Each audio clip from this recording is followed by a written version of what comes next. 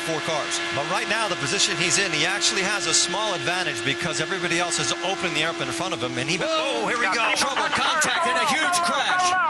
Up in turn number 2. Oh, multiple cars involved. Oh, my. It looks like Dan Weldon may be involved in it. And Eddie, you and I spoke about this morning on the drive-in. Just this amount of cars, the speed, just the chance for what they call the big one. And what happens in conditions like that, even if you're 300 yards behind that, you cannot stop these cars. The only option you have is to try to avoid it, and it was impossible to avoid anything there. And you saw Will Power, his car involved as well. My. What a mess. That's Townsend Bell that was, I think his car was up on its side there, the 22. 15 there of Jay Howard.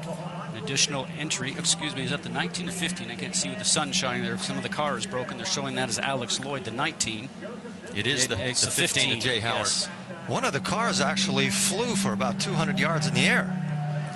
Red flag is out here at Las Vegas Motor Speedway on lap number 12. And from high above, you can see the carnage. We talk about the car going through the air. Eddie, you know that these cars run so low down to the ground. We mentioned before, we saw them hitting the ground and sparking, that anything underneath the car, underneath the floor, underneath the tub, really just gets the air underneath the car itself, and up it will go. We saw J.R. Hildebrand out of his car. There is Dario Franchitti. Somehow he managed to get through the carnage, but... Sure, guys, I mean, there's just nothing I can do. Will Power did not. 10-4. They are going to stop you at pit lane on the right-hand side. They want the drivers to stay in the cars. What Franchitti was alluding to is there's nothing he can do avoiding the debris that's on the track. Well, there is debris everywhere. You can see just how many cars are literally torn apart. Absolutely. Okay, this is slow motion from high above. We talked about 3 or 4 wide. Watch Sebastian Zaveja, right? Yes. Little contact right there. Now he's trying to go from the low side to the high, from the high side down low to get going for the turn. Oh. And what ends up happening is that he got stuck back up there, turned around, tried to take another move going down, guys, and the back end started to come around, and that started the chain reaction. He was uncomfortable being on the top lane, and he tried, like you said, there's the car. There's 2 cars that are airborne. This puts that's Weldon racing in perspective. This is the horrible accident that everybody has always hoped would never occur. And as we said, 15 cars we now know of involved out of the 34 that started this race. We're under a red flag situation. We'll step aside.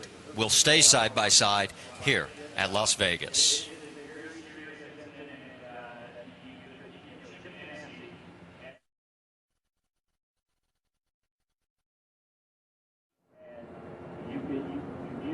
All the action starts up front, Marty. As you know, we just mentioned it's very difficult to try and avoid it. And as Dario was mentioning, he's just looking forward, trying not to hit the car that's in front of him or subsequent cars that are there. And luckily for him, he got through before everything started to go just upside down. But it's also where you position yourself on the track. He was Patrick. Exactly what happened in this 15-car melee. And Eddie, as we know, when you're driving along at these speeds, you're going the length of a football field in less than a second. So if something happens in front of you, you can never have enough reaction time. It's impossible. You have no time to do anything. What happens maybe is just a small miscommunication between 2 drivers.